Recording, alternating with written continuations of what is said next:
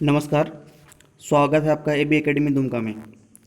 AB academy Dumka के YouTube channel में आपका बहुत बहुत स्वागत है। जैसे कि हम लोग कल बात किए थे कि आज हम लोग खिलाफत आंदोलन और असहयोग आंदोलन के बारे में चर्चा करेंगे। हमारी जो जेपीएससी जीएस 1 पेपर आधुनिक भारत की सीरीज चल रही है, सीरीज लगातार चलती रहेंगी, तो आप लोग चैनल को सब्सक्राइब करें, वीडियो को लाइक शेयर एवं कमेंट जरूर करें।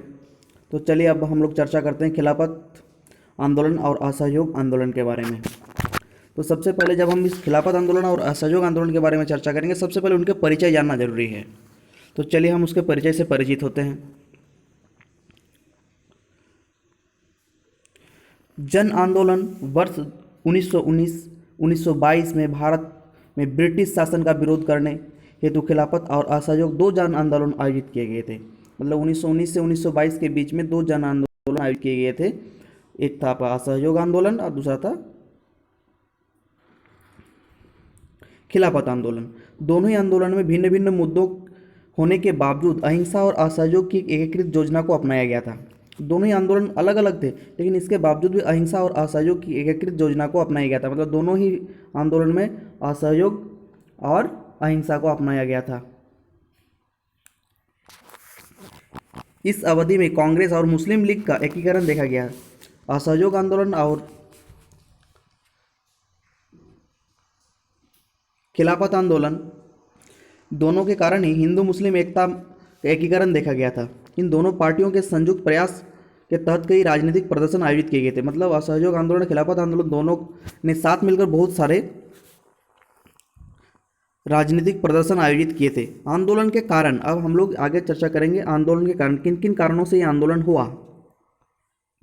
तो आंदोलन के कारण के जो निम्नलिखित कारकों में से दो आंदोलन की पृष्ठभूमि के रूप में कार्य किया। दो सबसे महत्वपूर्ण था सरकार के क्रूरतापूर्ण कार्य जैसे रॉलेट एक्ट, पंजाब में मार्शल लॉ का लागू करने और जालियांवाला बाग हत्याकांड ने विदेशी शासन के क्रूर और असभ्य चेहरे को उजागर करने का कार्य किया। जालियांवाला हत्याकांड और रॉलेट एक्ट जो है भारतीयों के दिल में जो आग जल रही थी उसमें घी का काम कर दिया। पंजाब में हो रहे अत्याचारों की जांच हेतु हंटर आयोग का पक्षपातपूर्ण रिपोर्ट इसका एक मुख्य कारण था।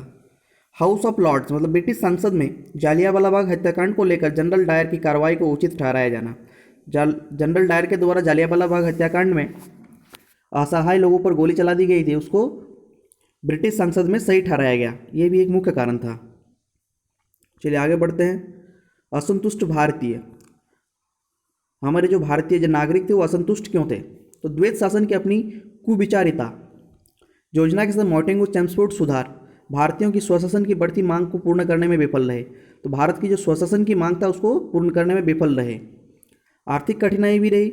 इसका मुख्य कारण जैसे हम लोग कल चर्चा किए थे कि 1914 से 1918 के बीच जो प्रथम विश्व युद्ध हुआ था, तो प्रथम विश्व युद्ध के बाद वर्षों में देश की आर्थिक स्थिति विशेषकर वस्तुओं की कीमत में वृद्धि, भारतीय उद्योगों में उत्पादन में कमी, करों और किरायों की बोझ में वृद्धि आदि के साथ खतरनाक हो गई थी। मतलब लोगों के ऊपर कर का बोझ ज़्यादा था। द्वितीय विश्व युद्ध के कारण आर्थिक स्थिति बहुत खराब हो चुकी थी देश की। समाज के लगभग सभी वर्गों को युद्ध के कारण आर्थिक कठिनाई का सामना करना पड़ रहा था, जिससे लोगों में ब्रिटिश विरोधी रवैया और मजबूत हो गया। मतलब ब्रिटिश सरकार के प्रति और भी असंतोष प्रकट होने लगा। आगे हम लोग बात करेंगे खिलाफत आंदोलन के जो मुद्दे थे, उनके मुख्य उद्देश्यों और उनके मुद्दों के बारे में आज हम लोग चर्चा करेंगे। अंग्रेजों के खिलाफ तुर्की का गठबंधन। अंग्रेजों के खिलाफ तुर्की का गठबंधन। भारत सहित विश्व भर में मुसलमान तुर्की के मुसलमान को अपना आध्यात्मिक नेता खलीफा मानते थे। प्रथम विश्व युद्ध के दौरान तुर्की ने अंग्रेज के खिलाफ जर्मनी और ऑस्ट्रिया के साथ गठबंधन कर लिया था। असंतुष्ट भारतीय मुसलमान, अगर भारतीय मुसलमान असंतुष्ट क्यों थे ब्रिटिश से, तो देखिए हम इसके बारे में आगे चर्चा करते हैं।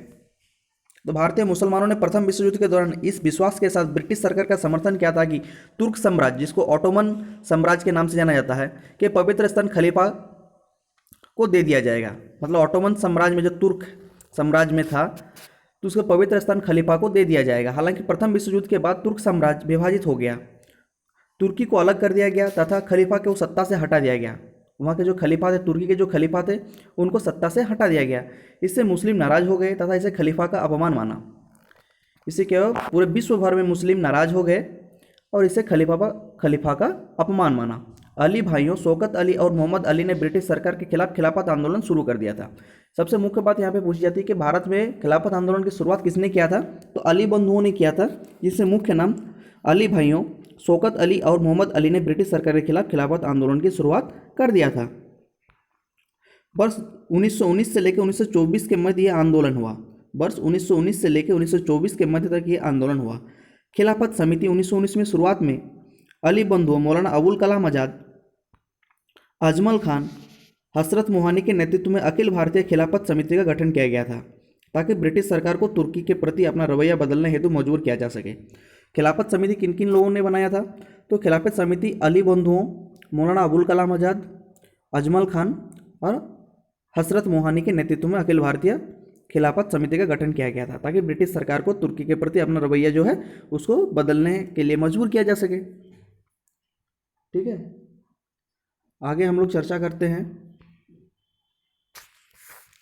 इस प्रकार देशव्यापी आंदोलन हेतु एक आधार निर्मित किया गया। इस प्रकार क्या हुआ, जो आपका संगठन बनाया गया इसे देशव्यापी आंदोलन हेतु एक आधार निर्मित किया गया।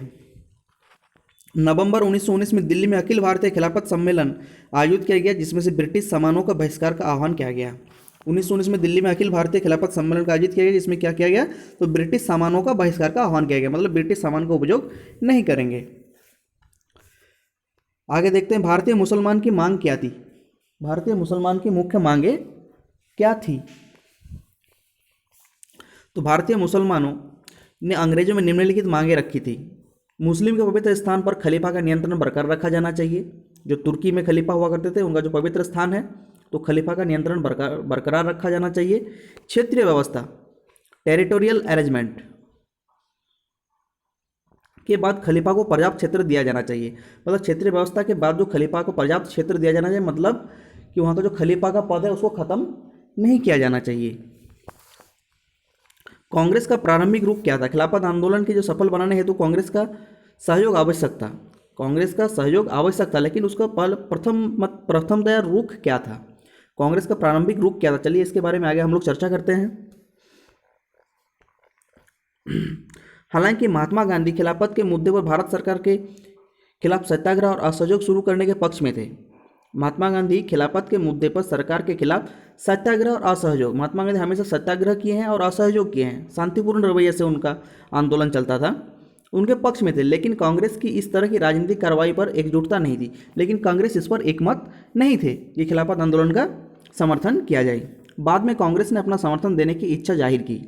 बाद में क्या हुआ कि कांग्रेस ने अपना समर्थन देने की इच्छा जाहिर की, क्योंकि यह हिंदू और मुसलमानों को एकजुट करने और ऐसे जन आंदोलन को मुस्लिम भागीदारी को शामिल करने का एक सुनहरा अवसर था।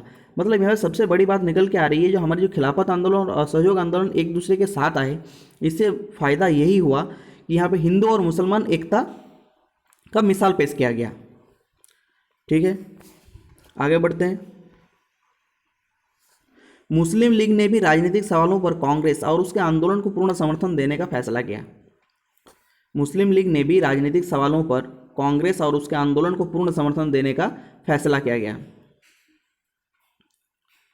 आगे हम लोग चर्चा करेंगे असहयोग और खिलाफत आंदोलन में महात्मा गांधी की क्या भूमिका रही। असहयोग और खिलाफत आंदोलन में महात्मा गांधी की क्या भूमिका रही। असहयोग आंदोलन अंग्रेजों के खिलाफ गांधीवादी आंदोलन की एक शुरुआत थी। असहयोग आंदोलन जो है अंग्रेजों के खिलाफ गांधीवादी आंदोलन की एक शुरुआत थी। वर्ष 1915 में महात्मा गांधी दक्षिण अफ्रीका से भारत लौटे तथा भारतीयों पर हो रहे अत्याचारों के खिलाफ खेड़ा, चंपारण और अहमदाबाद में किसानों और मजदूरों के विरोध प्रदर्शन को आयोजित करना शुरू कर दिया था। हमने कल आपको बताया था कि 1915 में महात्मा गांधी अफ्रीका से भारत लौटे। 16 में उन्होंने साबरमती आश्रम की स्थापना की। 17 में उन्होंने चंपारण में किसानों का समर्थन किया। 1918 में खेड़ा एवं बरदौली में जो किसान आंदोलन हुए थे उनमें भाग लिए, अहमदाबाद और खेड़ा में। ठीक है, असहयोग की शुरुआत। अब देखिए असहयोग की शुरुआत कहाँ से होती है। तो जब हम असहयोग की बात करते हैं तो सबसे पहला हमारे चीज़ें आती है जो जालियांवाला बाग हत्याकांड। असहयोग की शुरुआत कहाँ से होती है, तो जालियांवाला बाग हत्याकांड में दमनकारी कार्यवाहियों और उचित न होने पर गांधानिक घी ने राष्ट्रीय सम्मान की पुष्टि करने और भविष्य की गलतियों को पुनरावृत्ति को रोकने हेतु एकमात्र प्रभावी सदन स्वराज की स्थापना है।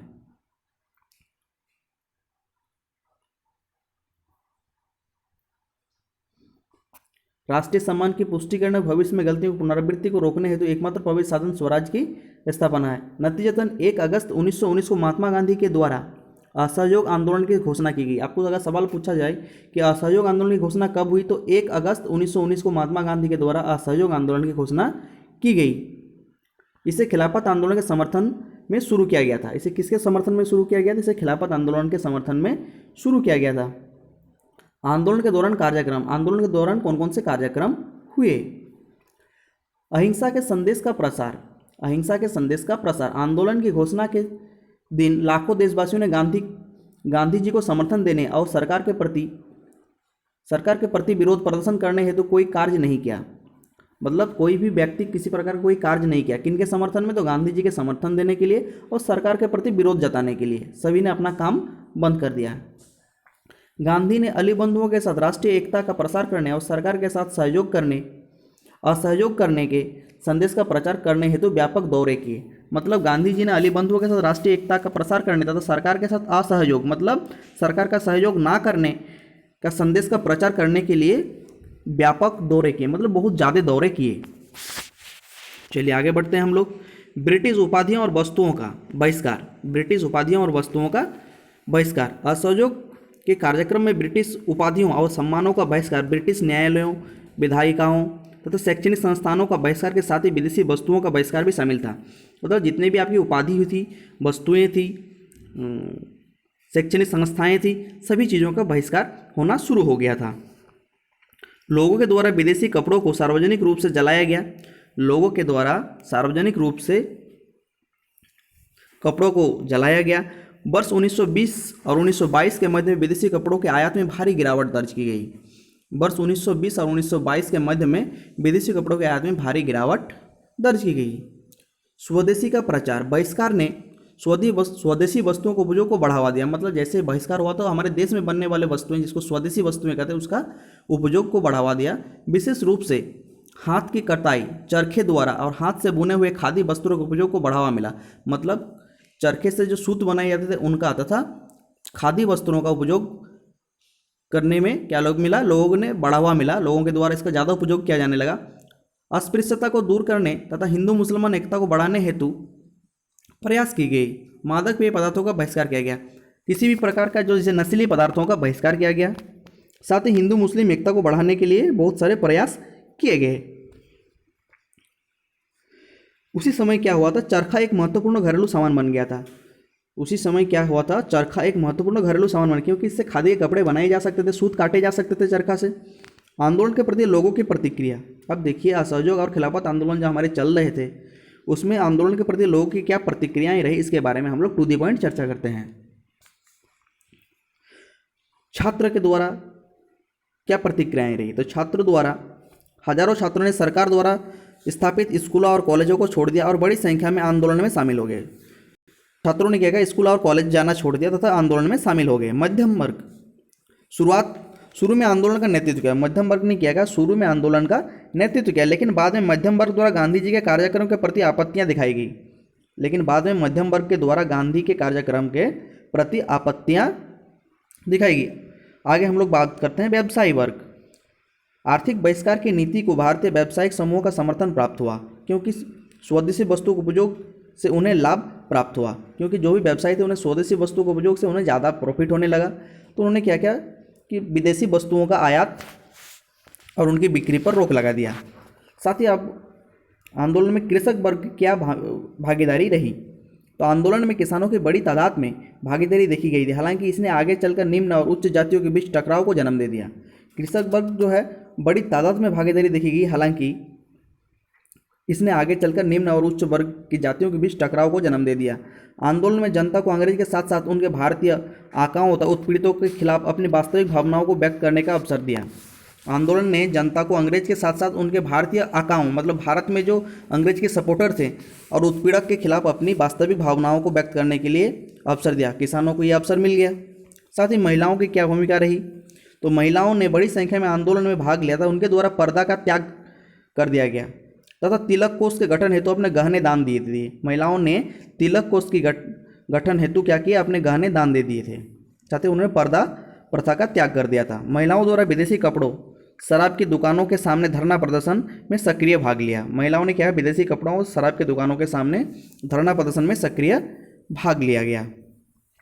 असहयोग आंदोलन के शुरुआत के 1 वर्ष के बाद महात्मा गांधी द्वारा तिलक स्वराज कोष की घोषणा की गई थी। असहयोग आंदोलन की शुरुआत के 1 वर्ष के बाद महात्मा गांधी द्वारा तिलक स्वराज कोष की घोषणा की गई थी। यह फंड बाल गंगाधर तिलक को उनकी पहली पुण्यतिथि पर श्रद्धांजलि थी, जिसका उद्देश्य भारत में स्वतंत्रता संग्राम और ब्रिटिश शासन के प्रतिरोध में सहायता है तो 1 करोड़ रुपये एकत्रित करना था। क्या था, बाल गंगाधर तिलक जो उनकी पहली पुण्यतिथि पर श्रद्धांजलि के लिए 1 करोड़ रुपये का फंड जुटाना था, जिससे भारतीय स्वतंत्रता आंदोलन जो है उसको बल मिल सके। सरकार की क्या प्रतिक्रिया रही, आंदोलन के दमन हेतु पुलिस द्वारा फायरिंग का सहारा लिया गया, जिसमें कई लोगों की जान चली गई। सरकार के द्वारा फायरिंग किया गया, गोली चलाई गई, जिसमें कई लोगों की जान चली गई। कांग्रेस और खिलाफत स्वयंसेवी संगठनों को गैरकानूनी और अवैध घोषित कर दिया गया। कांग्रेस और खिलाफत स्वयंसेवी संगठनों को क्या कर दिया, गैरकानूनी और अवैध घोषित कर दिया गया। सार्वजनिक सभाओं पर प्रतिबंध लगा दिया गया और साथ ही गांधी को छोड़कर अधिकांश नेताओं को गिरफ्तार कर लिया गया। गांधी को छोड़कर अधिकतर नेताओं को क्या कर लिया गया, गिरफ्तार कर लिया गया। शामिल महत्वपूर्ण व्यक्तित्व, इसमें कौन कौन से व्यक्तित्व, जो आपका असहयोग आंदोलन साथ ही खिलाफत आंदोलन में कौन कौन से व्यक्तित्व मुख्य रूप से भाग लिए, तो सी राजगोपालाचारी, वल्लभ भाई पटेल, गोपबंधु दास, अजमल खान, सुभाष चंद्र बोस और जवाहरलाल नेहरू जैसे प्रख्यात व्यक्तियों ने आंदोलन में भाग लिया था। मोतीलाल नेहरू और चित्तरंजन दास भी अपना कानूनी पेशा छोड़कर आंदोलन में शामिल हो गए थे। मोतीलाल नेहरू और चित्तरंजन दास भी अपना कानूनी पेशा छोड़कर क्या हो गए थे, आंदोलन में शामिल हो गए थे। असहयोग आंदोलन को क्यों वापस ले लिया गया, तो असहयोग आंदोलन को वापस लेने की मुख्य कारण अभी हम लोग चर्चा करेंगे। तो फरवरी 1922 में उत्तर प्रदेश के चोरा चोरी नामक स्थान पर भीड़ और थाने के पुलिसकर्मियों के मध्य हुए संघर्ष के बाद हिंसक भीड़ के द्वारा 22 पुलिसकर्मियों को बेरहमी से हत्या कर दी गई थी। थाने में आग लगा दी गई थी, जिसमें 22 पुलिसकर्मियों की हत्या कर दी, बेरहमी से हत्या कर दी गई। इससे क्षुब्ध होकर, इससे झकझोर होकर महात्मा गांधी ने अपना असहयोग आंदोलन को वापस ले लिया था, क्योंकि वो हिंसक प्रवृत्ति से नाखुश होकर आंदोलन को वापस लेने का निर्णय किया था। गांधी जी सत्य वो अहिंसा के पुजारी थे, इसी कारण से उन्होंने असहयोग आंदोलन को वापस ले लिया। हालांकि CR दास, मोतीलाल नेहरू, सुभाष चंद्र बोस, जवाहरलाल नेहरू सहित अधिकांश राष्ट्रवादी नेताओं ने आंदोलन को वापस लेने से गांधी के फैसले पर अपनी असहमति व्यक्त की थी, मतलब सहमत नहीं थे। CR दास हुए, मोतीलाल नेहरू हुए, सुभाष चंद्र बोस हुए, जवाहरलाल नेहरू सहित अधिकांश राष्ट्रवादी नेताओं ने आंदोलन को वापस लेने से गांधी के फैसले पर अपनी असहमति व्यक्त की, मतलब सहमत नहीं थे कि आंदोलन को वापस ले लिया जाए। चलिए आगे बात करते हैं। मार्च 1922 में गांधी जी को गिरफ्तार कर लिया गया तथा 6 वर्ष की कारावास की सजा सुनाई गई। अगर आपसे सवाल पूछा जाए कि गांधी जी पहली बार जेल कब गए थे, तो असहयोग आंदोलन के दौरान चोराचोरी कांड के बाद अंग्रेजों के द्वारा गांधी जी को पहली बार जेल भेजा गया था। आंदोलन की विफलता के क्या कारण रहे, सरकार द्वारा बातचीत का अभाव, सरकार द्वारा आंदोलनकारियों से बातचीत करने में कोई दिलचस्पी नहीं दिखाएगी, जिससे आंदोलन की गति धीमी होने लगी। अतः ऐसी स्थिति में एक लंबे समय तक आंदोलन में ऊर्जा और जोश को बनाए रखना संभव नहीं था। खिलाफत आंदोलन के मुद्दे की प्रासंगिकता की समाप्ति, आंदोलन का केंद्रीय विषय खिलाफत का प्रश्न था, जो शीघ्र ही समाप्त हो गया। आंदोलन का केंद्रीय विषय खिलाफत का प्रश्न था, जो शीघ्र ही समाप्त हो गया। नवंबर 1922 में तुर्की के लोग मुस्तफ़ा कमाल पाशा के अधीन उठ खड़े हुए और मुसलमान को राजनीतिक सत्ता से वंचित कर दिया गया। तुर्की को एक धर्मनिरपेक्ष राज्य घोषित कर दिया। तुर्की में कानूनों की प्रणाली को यूरोपीय शैली की स्थापना की गई तथा महिलाओं को व्यापक अधिकार दिए गए। तुर्की में यूरोपीय शैली की स्थापना की गई कानून प्रणाली की तथा महिलाओं को व्यापक अधिकार दिए गए। शिक्षा का राष्ट्रीयकरण किया गया तथा आधुनिक कृषि के उद्योगों का विकास हुआ। वर्ष 1924 में खिलाफत आंदोलन को समाप्त कर दिया गया। वर्ष 1924 में खिलाफत आंदोलन को क्या कर दिया गया, समाप्त कर दिया गया। सक्रिय प्रतिक्रिया का अभाव, कलकत्ता, बम्बई और मद्रास जैसी जगहों पर जो कुलीन राजनेता के केंद्र थे, गांधी द्वारा आह्वान किए जाने पर बहुत सीमित प्रतिक्रिया देखी गई। बहुत ज़्यादा प्रतिक्रिया महानगरों से नहीं मिली, दिल्ली, कोलकाता, बॉम्बे, यहाँ से।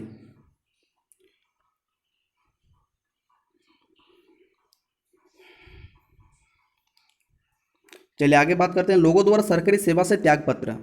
लोगों द्वारा सरकारी सेवा से त्यागपत्र, उपाधियों के समर्पण आदि का आह्वान पर प्रतिक्रिया को गंभीरता से नहीं लिया गया। सरकारी सेवाओं से अधिकतर लोगों ने त्यागपत्र नहीं दिया, सभी व्यक्तियों ने उपाधियों का समर्पण नहीं किया, मतलब लौटाया नहीं। इससे प्रतिक्रिया को गंभीरता से नहीं लिया गया, ये भी विफलता का एक कारण रहा। हिंसा का प्रयोग, विफलता का कारण है हिंसा का प्रयोग। लोगों ने अहिंसा की विधि को ना सीखा, ना ही पूरी तरह समझा था। लोगों ने अहिंसा की विधि को ना ही सीखा था और ना ही पूरी तरह से समझा था। लोग हिंसक हो चुके थे। चोरा चोरी की घटना ने आंदोलन की भावना को प्रभावित किया, जिसके कारण असहयोग आंदोलन को वापस ले लिया गया। चोरा चोरी कांड जो हुआ उससे क्या हुआ, आंदोलन की भावना को प्रभावित किया और असहयोग आंदोलन को वापस ले लिया गया। असहयोग आंदोलन के प्रभाव। आंदोलन का अधिकतम प्रसार। असहयोग आंदोलन के साथ साथ राष्ट्रवादी भावनाएं देश के कोने कोने में पहुंच गई और आबादी की प्रति एक वर्ग का राजनीतिकरण किया गया, जिससे कामगार, किसान, छात्र, शहरी, गरीब, महिलाएं, व्यापारी आदि शामिल थे। मतलब सभी वर्गों को असहयोग आंदोलन ने छुआ था। राष्ट्रवादी भावनाएं देश के हर एक वर्गों में छा गया था।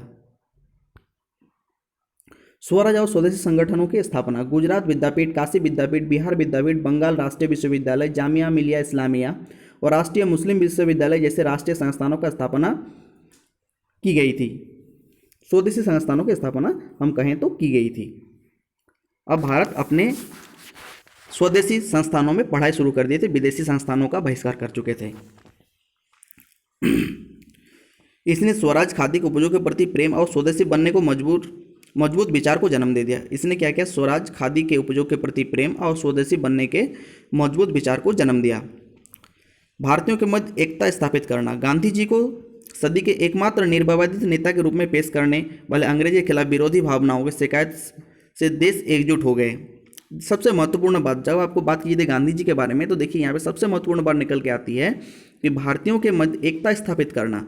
गांधी जी को सदी के एकमात्र निर्विवाद नेता के रूप में पेश करने वाले अंग्रेजों के खिलाफ विरोधी भावनाओं, शिकायतों से देश एकजुट हो गया। मतलब गांधी जी के खिलाफ जैसे उनको गिरफ्तार कर लिया गया, तो एक अच्छे इंसान को गिरफ्तार करने के बाद पूरे देश में अंग्रेजों के खिलाफ एक शिकायत की भावना एकजुट हो गया, देश एकजुट हो गया। खिलाफत का मुद्दा सीधे तौर पर भारतीय राजनीति से नहीं जुड़ा था। खिलाफत आंदोलन जो था ये सीधे तौर पर भारतीय राजनीति से नहीं जुड़ा था, लेकिन इनके आंदोलन को तत्काल एक घोषित उद्देश्य प्रदान किया गया था। ब्रितानियों मतलब ब्रिटेन के जो साम्राज्य, ब्रितानियों के खिलाफ हिंदू मुस्लिम एकता को मजबूत करने का लाभ जोड़ा। असहयोग आंदोलन और खिलाफत आंदोलन दोनों एक साथ मिल जाने से हिंदू मुस्लिम एकता को बल मिला। आगे बात करते हैं आर्थिक मोर्चे पर प्रभाव। आर्थिक मोर्चे पर क्या प्रभाव पड़ा असहयोग आंदोलन और खिलाफत आंदोलन के वजह से। तो विदेशी वस्तुओं का बहिष्कार किया गया, जिसके चलते वर्ष 1921 और 1922 के मध्य विदेशी कपड़ों का आयात आधा हो गया। कई स्थानों पर व्यापारियों और सट्टेबाजियों ने विदेशी वस्तुओं का व्यापार या विदेशी व्यापार के वित्तपोषण से इनकार कर दिया। मतलब अब अंग्रेजों से किसी प्रकार की व्यापार नहीं होने लगी, व्यापार लगभग कम होने लगी थी, आधी हो गई थी। कुछ महत्वपूर्ण घटनाओं पर हम लोग थोड़ा सी ध्यान देते हैं। मार्च 1920 में तुर्की के साथ सिब्रेस की संधि। मार्च 1920 में तुर्की के साथ सिब्रेस की संधि पर हस्ताक्षर किए। इस संधि के तहत तुर्की पूरी तरह से खंडित कर दिया। तुर्की को क्या किया गया, पूरी तरह से खंडित कर दिया। किस संधि के तहत, तो सेब्रेस की संधि। किस संधि के तहत, तो सेब्रेस की संधि के तहत तुर्की का पूरी तरह से खंडित कर दिया गया। जून 1920 में इलाहाबाद में आयोजित एक सर्वदलीय सम्मेलन में स्कूल, कॉलेज और कानून अदालत के बहिष्कार के कार्यक्रम को मंजूरी दे दी गई थी तथा महात्मा गांधी को इसका नेतृत्व करने का कहा गया था। जून 1920 में इलाहाबाद में आयोजित एक सर्वदलीय सम्मेलन में स्कूल, कॉलेज और कानून अदालतों के बहिष्कार का कार्यक्रम को मंजूरी दे दी गई। इसका नेतृत्व कौन करते, तो इसका नेतृत्व महात्मा गांधी को मिला था। 31 अगस्त 1920 को खिलाफत समिति ने असहयोग का अभियान शुरू किया तथा औपचारिक रूप से आंदोलन शुरू किया था। 31 अगस्त 1920 को खिलाफत समिति ने क्या किया था, असहयोग का अभियान शुरू किया था तथा औपचारिक रूप से आंदोलन को शुरू किया गया। सितंबर 1920 में कांग्रेस के कलकत्ता में आयोजित एक विशेष अधिवेशन में पंजाब तक असहयोग कार्यक्रम को विस्तार करने हेतु मंजूरी दे दी गई थी और खिलाफत की कमियों को दूर कर स्वराज की स्थापना की गई थी। 1920 में कलकत्ता से पंजाब तक असहयोग कार्यक्रम को विस्तार करने की मंजूरी दे दी गई थी। दिसंबर 1920 में भारतीय राष्ट्रीय कांग्रेस के नागपुर अधिवेशन में असहयोग कार्यक्रम का अनुमोदन किया गया था। असहयोग आंदोलन शुरू करने का जो अनुमोदन है ये दिसंबर 1920 में भारतीय राष्ट्रीय कांग्रेस के नागपुर अधिवेशन में अनुमोदन किया गया था। कुछ महत्वपूर्ण संगठनात्मक परिवर्तन। अब कांग्रेस का नेतृत्व करने हेतु 15 सदस्य की एक कांग्रेस कार्य समिति, कांग्रेस वर्किंग कमेटी का गठन किया गया था।